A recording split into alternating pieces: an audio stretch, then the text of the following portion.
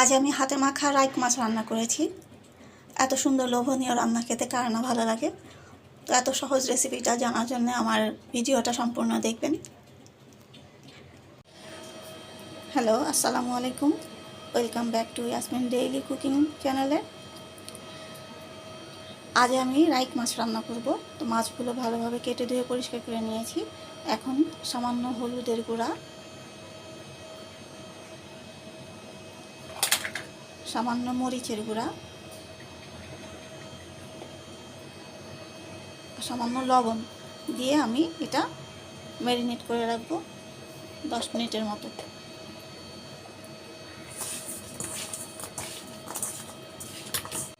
এখানে আমি মাছের মধ্যে দেওয়ার জন্য 6টা পেঁয়াজ কেটে নিয়েছি, মাঝারি সাইজের ছিলে নিয়েছি। এখানে একটা আলু নিয়েছি, এখানে একটা টমেটো নিয়েছি, এখানে 25টার মতো কাঁচামরিচ আছে। আমি যেহেতু কোনো শুকনো মরিচ ব্যবহার করবো না আজকে, এই জন্য কাঁচামরিচটা একটু বেশি দিয়েছি।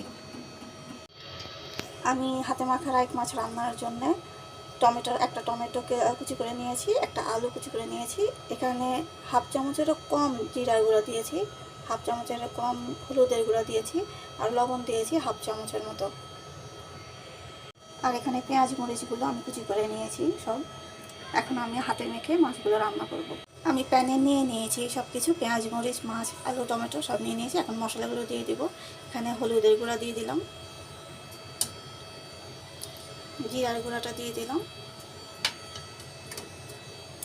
আর লবণটা দিয়ে দিলাম।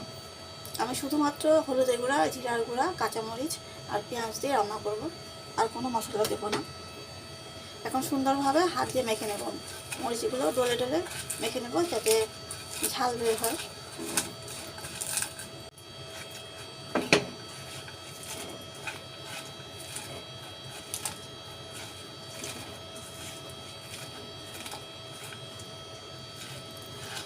আমি সব কিছু একসাথে করে মেখে নিচ্ছি। মাছ দিয়ে মেখে নেব যেন মশলাগুলো সব কিছুর সাথে একসাথে মিশে যায়।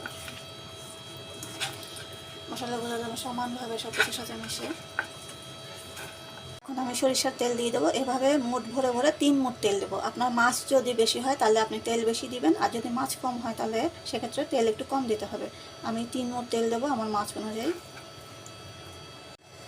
2 মুঠ, এই 3 মুঠ। এভাবে আমি তেল দিয়ে মাখিয়ে নেব মাছটা। এরপরে আমি পানি দিয়ে দেবো।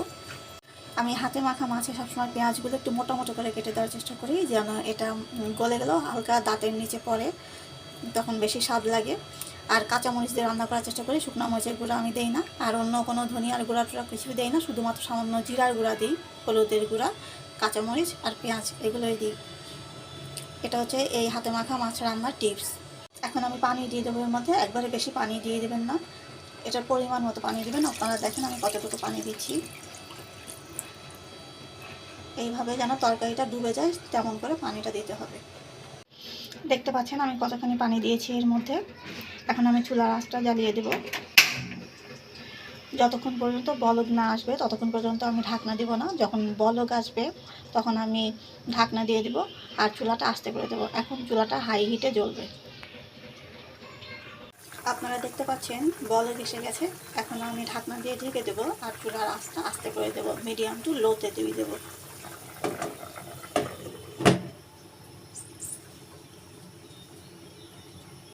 চুলার আঁচটা আস্তে করে দিয়েছি। আমি এভাবে 15 মিনিট জাল করে নেব। ফিরে আসলাম 15 মিনিট পরে। দেখতে পাচ্ছেন আমার রান্নাটা কমপ্লিট হয়ে গিয়েছে। কত সুন্দর লোভনীয় হয়েছে রান্নাটা। তো সবাইকে ধন্যবাদ আমার ভিডিওটা দেখার জন্য। এমন সহজ সহজ রেসিপি পেতে আমার চ্যানেলটাকে সাবস্ক্রাইব করে রাখবেন। আর যদি ভিডিওটা ভালো লাগে তো প্লিজ সবাই লাইক কমেন্ট শেয়ার করবেন। আসসালামু আলাইকুম।